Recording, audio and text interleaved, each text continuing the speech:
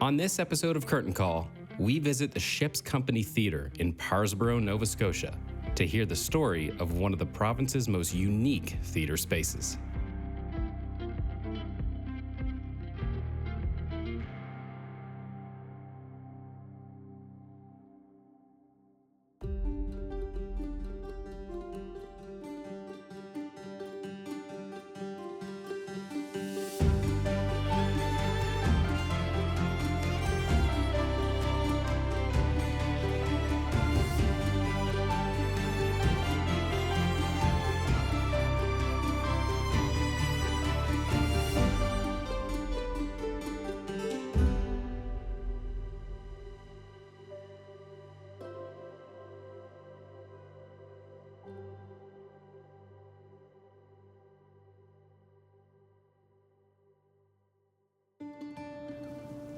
Upon arriving at the Ship's Company Theatre, the unique exterior of the building takes your breath away immediately as you see that parts of an old ship named the Kippawa have been integrated into this amazing architectural site. And that feeling doesn't waver while entering the theater space, with a gigantic black box space allowing endless possibilities of story on stage. To learn more about the Ship's Company Theatre, we sat down with their artistic director. My name is Laura Vingo-Cram, and I am the artistic director here at the Ship's Company Theatre. Primarily, my job is planning the season, and we do a summer season here at the Ship, kind of running from July through to September. So a lot of what I do is meeting artists, reading plays, and going out and seeing what's exciting that I want to bring here to the Ship. Our season usually includes 2 main stage shows that run for about 2 to 3 weeks each. We also do a music series of local musicians and acts. We also do a presentation series as well, which brings in shows that are already on tour here to the Ship. What's been really exciting the last couple of years is we've been doing what's called the picnic plays. And the picnic plays are an outdoor touring show for kids. And that show tours across Cumberland and Colchester counties in local communities. And it's pay what you can, making it accessible to young people. History is everywhere at the Ship's Company Theatre, especially when it comes to the ship that has found its home on the deck of the venue. It starts over 40 years ago when the MV Kippawa, which is the boat that you see out front, the new building that you see today was built around that boat. Now, the MV Kippawa was a ferry vessel, and that vessel sailed across the Minas Basin to Kingsport and Wolfville, and back to Parrsboro. And so that's why it's called the Kippawa, because Kingsport, K-I for Kingsport, P-O for Parrsboro, and W-O for Wolfville. And so that's why it's called the Kippawa, and MV stands for motor vessel. And so she was a ferry boat. She was a ferry boat that transported people across the Minas Basin once a day to these 3 communities. And she was really a huge part of connecting these 3 communities. And of course, she could only go at high tide. And we are very much governed by the tides here in Parrsboro. Her departure time would change every day. And the trains that were going into Wolfville and Kingsport would have to change based on the ferry's arrival time. People remember that still. And back in the 80s, people had fond memories of the Kippawa sailing back in the 20s and 30s. And then in the 40s, she became a war vessel. Or she got pushed into service during the war, so she became the HMCS Kippawa. And then we kind of didn't see her again in Parrsboro. She got moved up to Newfoundland and became a ferry in Newfoundland, and then got beached and just kind of forgotten about. And then, I think it was like the late 70s, Conrad Byers, who is a Parrsboro historian, heard that the Kippawa had been found in Newfoundland, beached off Belle Isle. And he was like, we got to bring this ship back and restore it. And there was all these ideas of it being like a floating arts center that would travel back and forth across the Minas Basin and do theater and art. It was going to be a floating arts center that would go down the eastern seaboard during the winter. Lots of great visionary ideas. They first had to bring the ship back. So they brought the ship back. I think it went to Dartmouth first. And then when it came back to Parrsboro, there was a huge amount of fanfare because people remembered it. People remembered sailing across on this thing. It took 8 cars, which is hard to believe. It was a very small ferry. I think it was 125 passengers could go on board. And they lifted the cars onto the deck, but it needed a lot of restoration if it was ever going to sail again. And it really kind of turned out and became very clear that it was not going to sail again. But they started what was called the Kippewa Heritage Society, and this was really spearheaded by Conrad Byers. And he joined forces with a man by the name of Michael Fuller, who's a sort of a local artist here in town. And he was a theater maker, multi-talented person and visionary. They kind of thought, well, what if we made a play on the deck of the ship, you know?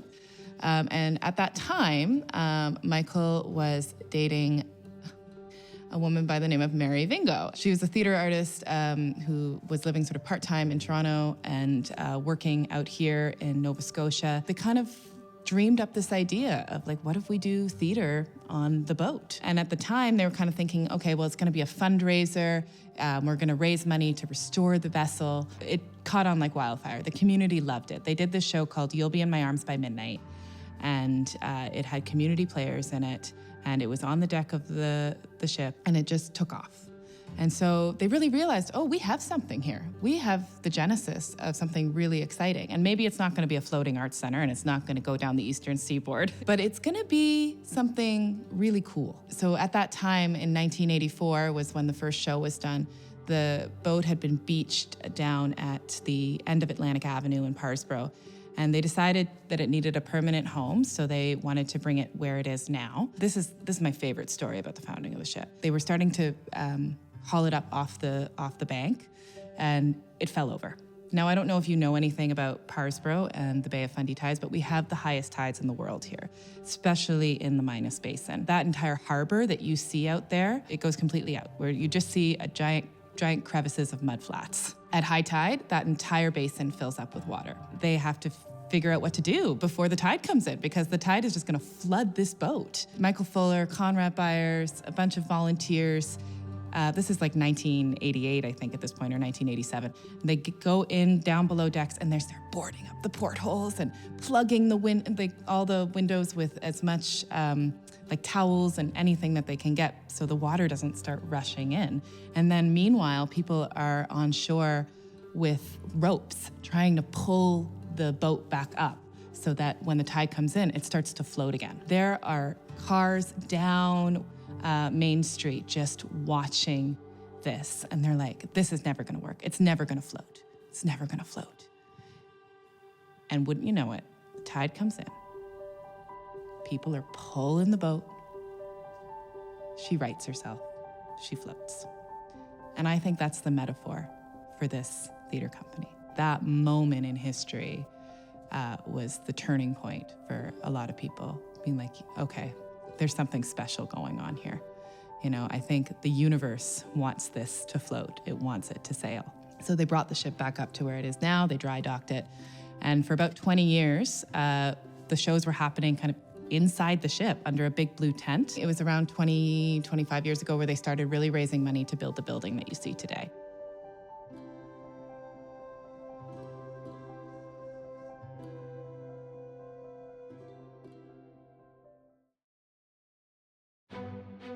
Even for those just passing through, it is impossible not to notice the exceptionally unique design for the ship's company theater. The Kippewa ship, being the focal point of the exterior, was something that was incredibly important during the designing of the building. The building was designed by Brian McKay Lyons, a world-renowned architect, Canadian-renowned architect. As far as I know, and I don't know the full story here, but I think there was just really the sense of wanting to include the original vessel in the design. So you see that today. You see the bow and the stern and the wheelhouse in the design. And what I really love about this design is the deck. And it's kind of our outdoor lobby space. So our opening night galas will have a big band play. We've got food, we've got dancing. People just really love our galas. And I think part of that is our deck space. It's an outdoor covered deck, so when it rains, you don't have to worry about the rain. And actually this year, we've kind of expanded our deck programming as well. So we have a cafe on our deck now, which is so fun. And so people are now coming up to the ship, not just to see a show, but just to hang out and have a latte or a sandwich. So it's one of my favorite parts of this building. After learning about the design process, we wanted to share a glimpse of what you may see during your visit to the theater, starting with the stunning deck space.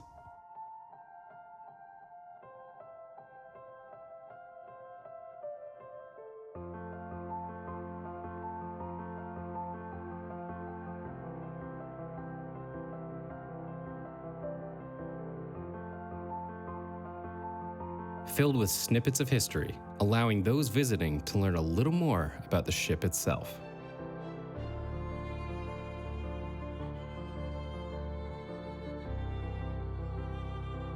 Before heading inside, you'll stop at the box office for tickets, as well as the cafe if you're looking for a refreshment prior to the show.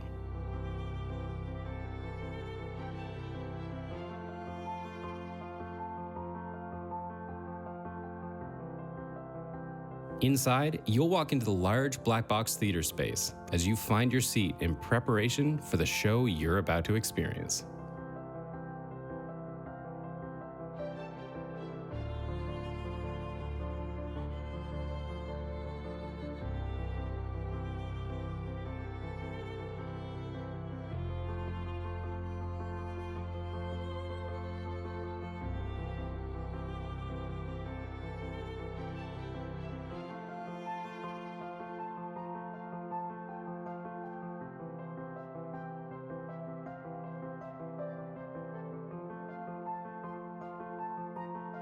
Next to the main theater space is a workshop and construction area, set up for all production design needs for the stories preparing to wow audiences.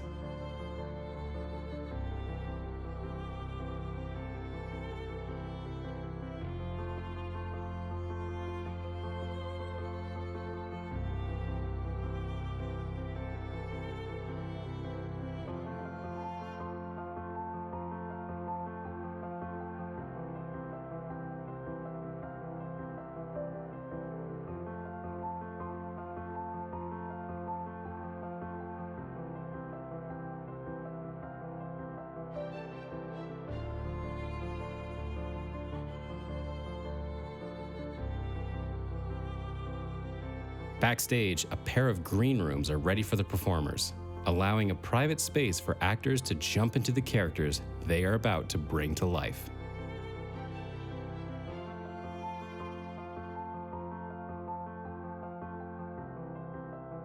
The green rooms are a short walk away from the main theater room, making the trip short and sweet for actors and performers.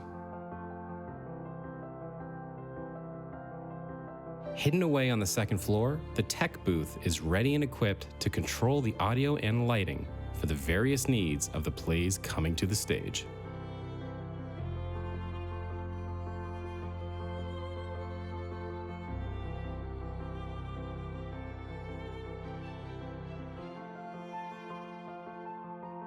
Well, we're in a black box space. The black box space was really inspired by how it was when it was under the tent. Under the tent, you know, the audience could be anywhere. Like sometimes the audience was where the stage was in the previous show. And every time you went in under the tent, and I remember this because I've been coming to the ship since I was a little kid, you walk in and you'd be like, where am I now? And you'd be like entering this new magical theatrical world.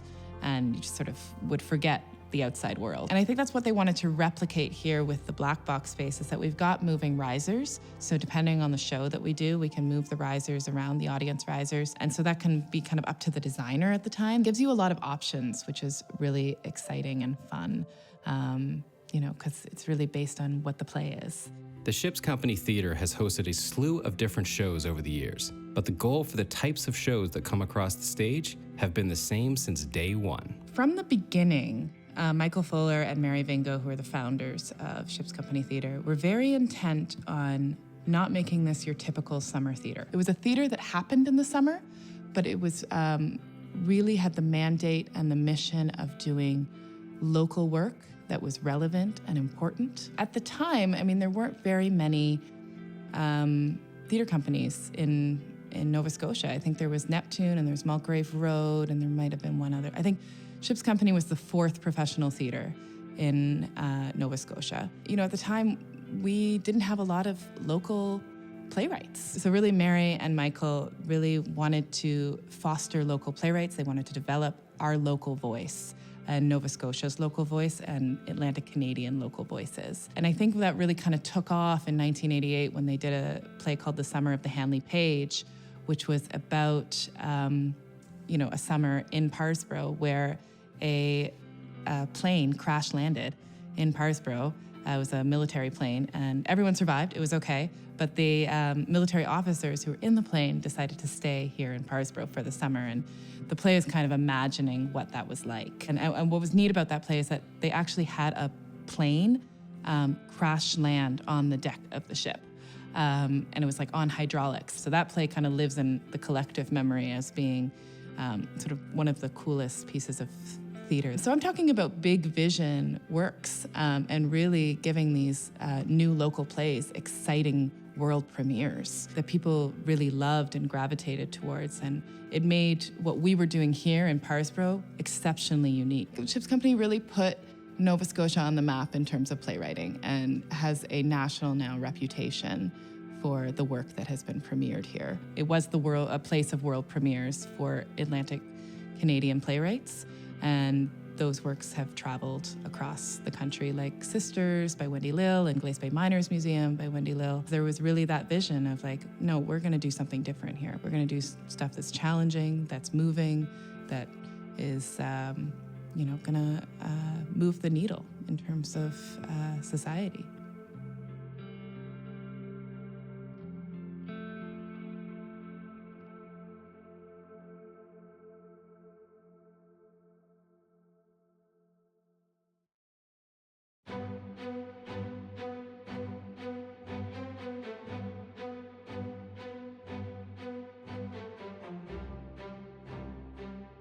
If you get a chance to visit the second floor of the Ships Company Theater, you'll notice a wall filled with black and white photos of previous shows. These beautiful photos, capturing moments of plays from the past, were taken by a well-known artist and have become an important part of the ship's story. So those photos are by Thaddeus Halonia, who's a Canadian renowned photographer and professor who taught at Mount Allison University. He takes all his photographs on film cameras. He kind of got involved in the early days. I think it was in 1988, he had a friend on the board, and his friend was kind of like, do you want to come take photos of the Ships Company shows?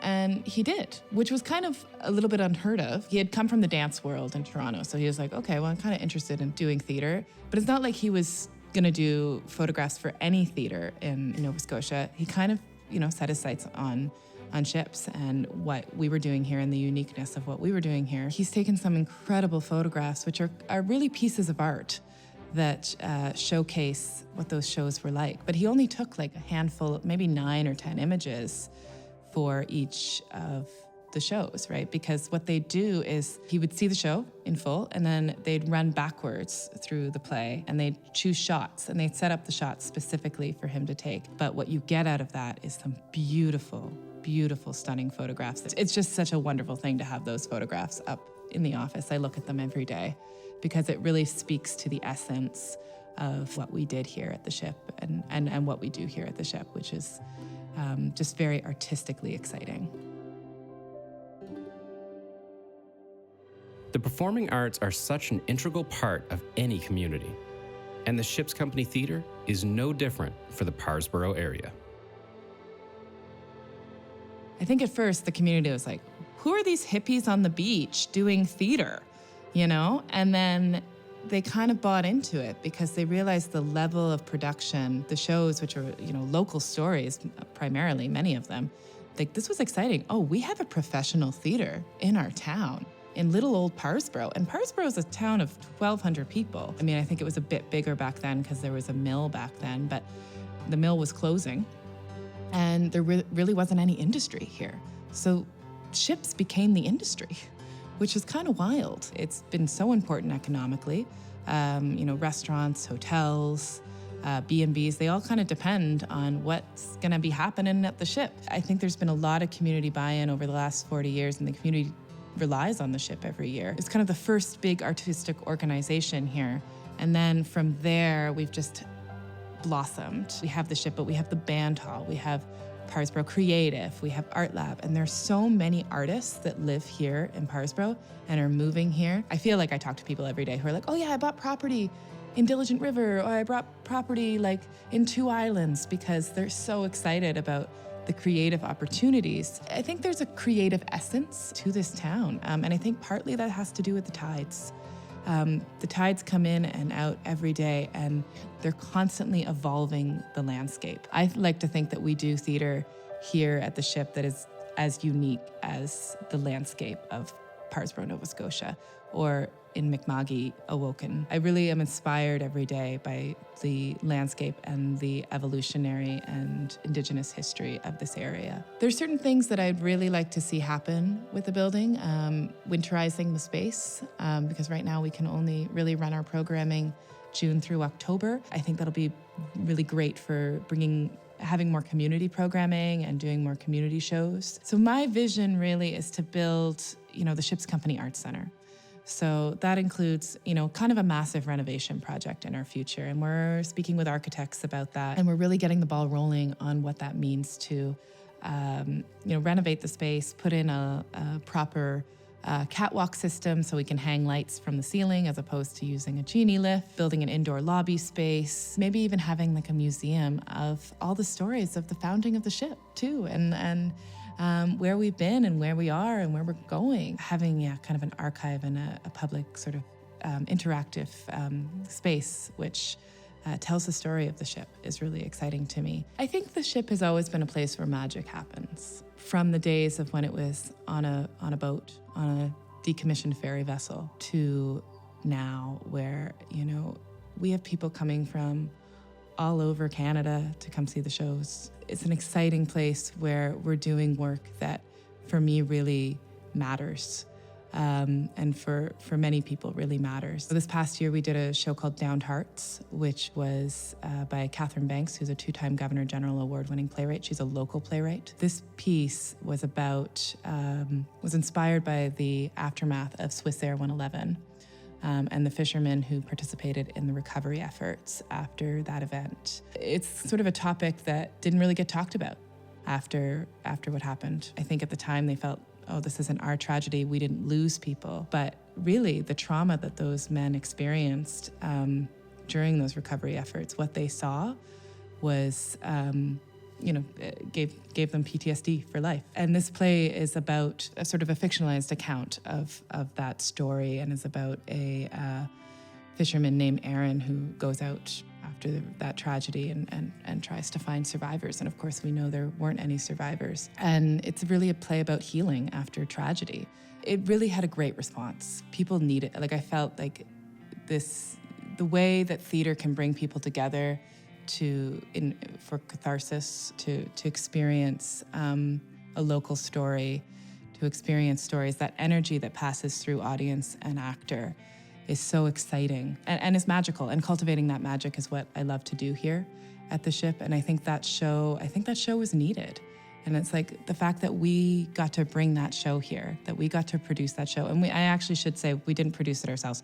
We produced it with Eastern Front Theatre and Matchstick Theatre, brought 3 theatre companies together to produce this really important local story. And I think it was healing. It was healing for our audience to see that, because I think a lot of people didn't really know the story, or they had heard they sort of knew murmurings of it, or, they had loved ones who were part of it, who were part of those recovery efforts, or, talking to folks who, knew people in the Coast Guard and knew people who were fishermen and knew people who were first responders after that event. I mean, that event, that Swiss Air tragedy, affected so many people. And I think art and theater is so healing. And it allows us to express what we can't express.